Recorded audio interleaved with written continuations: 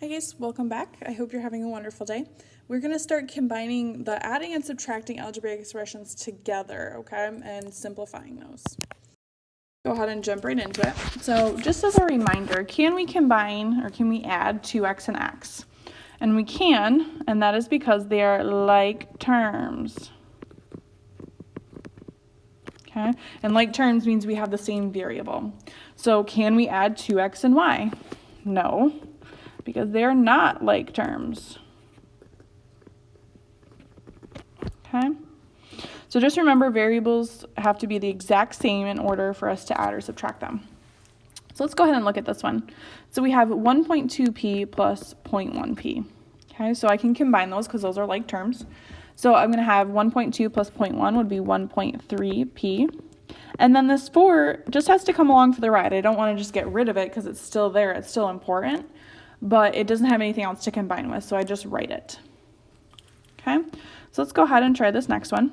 Also, just so you know, the 4 is called a constant because it doesn't have a variable, so it's never going to change, right? It's always going to be 4. Okay, so that's something to remember in a word we're going to use frequently for the rest of your math career, okay? Now let's go on to the next one. So we have 2/5 x plus 3/10 x minus 1 minus 2. So I know for sure I'm going to combine my x's together because they're both x. So I have 2/5 plus 3/10. So off to the side I would do my common denominator. So this is 10, so that becomes 4/10 plus 3/10, which would be 7/10. So I have 7/10 x. And then I can combine the minus 1 minus 2. Now, you have to take the sign in front of the 1, okay? So that's saying, like, you go and spend $1 and then you go and spend $2. So you spent a total of $3, so it's minus 3. I have a lot of people when we get to this test that they're like, oh, Miss Hawes, 1 minus 2 is negative 1, and then they put minus 1 there. Please, please, please take the sign in front of that 1, okay? So that would be minus 3. All right, let's go ahead and try another one here. Why don't you try this one? So we have 0.8 plus 0.4 plus 0.1. So if we were to, line up all our decimals here, 8 plus 4 is 12, plus 1 is 13. So we're going to carry that 1, bring my decimal down. So that would be 1.3x. So we still need to remember all of our rules for decimals, okay? We don't want to forget about those.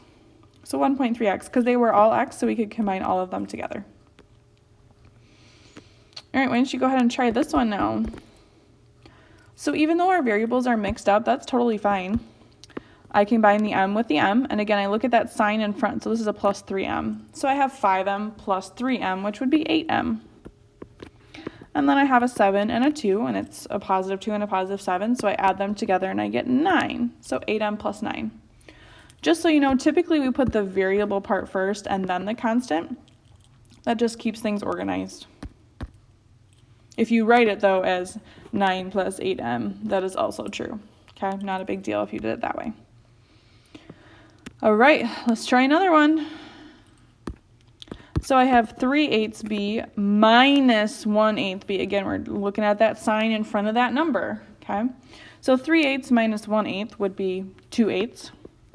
So I have 2/8b. And then I'm going to go ahead and combine my fractions and my constants here. So I have 2/3 minus 1/3. Which is another 1/3. And again, remember we took the sign in front of that 1/3. That's very, very important. Okay.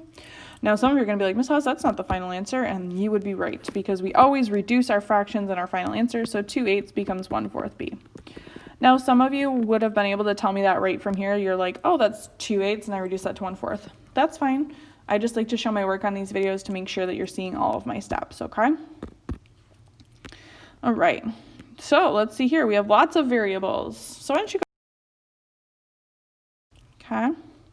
And we would combine our y's together. So 5y plus 2y is 7y. And then we're going to go ahead and combine our x's together. And 3x plus 2x is 5x. Okay. It doesn't really matter what order you put the variables in. If you wanted to do the x's first and then the y's, that would also be true. Okay. I would accept either of those answers on a test. Okay. I believe that's our last problem for the day. Have a wonderful day, and we'll talk to you later. Bye.